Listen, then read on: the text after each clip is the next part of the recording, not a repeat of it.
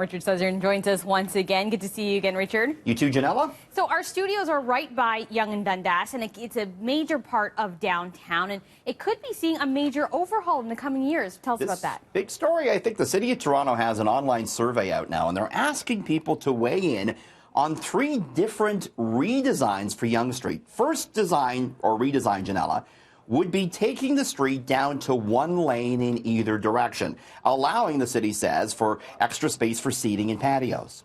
Second redesign option would make Yonge Street 1 way, at least in certain stretches. The extra space, it says, would be used for deliveries, ride-hailing services, and an improved pedestrian experience. And the third option, pedestrian only, which would allow for a lot of patios, trees, extra space to walk. This, again, just an online questionnaire. The city, though, is planning a public meeting for November 21st. What do you think? I've been to some of the European cities where they have the pedestrian downtowns, and it's great. So I don't know. It could actually work, I think. But I don't drive a lot, so maybe I'm not the one to weigh in on this, Janelle. You know what? I'm on board for this. I used to live at Yonge and Gerrard, and they've already got a car-free zone right by Ryerson there on Gould. So, I used to walk that stretch all the time, and I think it would be great because you already can't turn left or can't turn actually anywhere at Yonge and Dundas anyway. So why not just make it all pedestrian? It's a good point. I think it's a great tourist kind of thing. That's true. You want to bring the tourists in. Yonge and Dundas is just such a tourist hub. Yonge Street is so busy, a lot of people avoid it anyways, right, Janella? Exactly. Okay, so this next story is scary for anyone who's gone under the knife. I actually had surgery last year, many people know.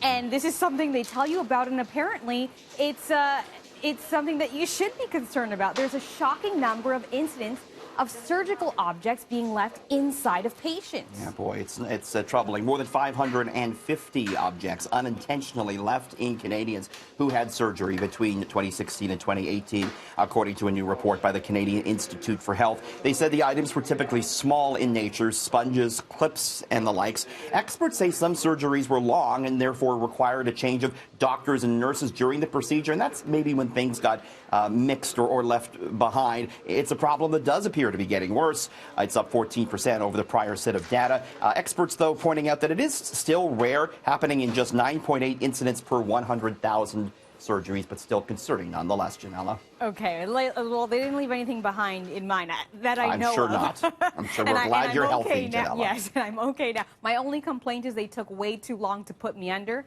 I thought they wheeled me in and give me the drugs, but they were like doing roll call, talking for like 20 minutes. You're like, let's go, let's get it over with here. Let's get this done.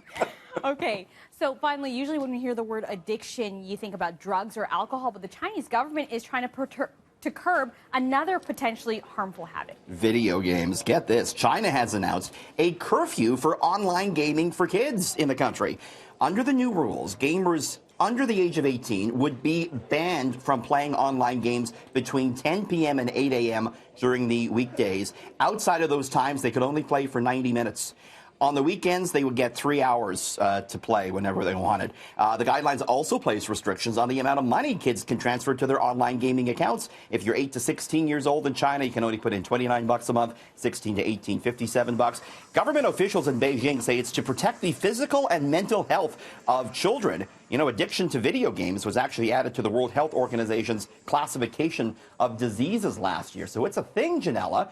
I don't know if it's the best idea to have government regulating or not, but it is the thing. Maybe if the parents have the option to do this, this might be kind of cool. I don't know about everyone having to be under these rules, but it's a nice option. I wish I could have a ban or a curfew on my cell phone after 11.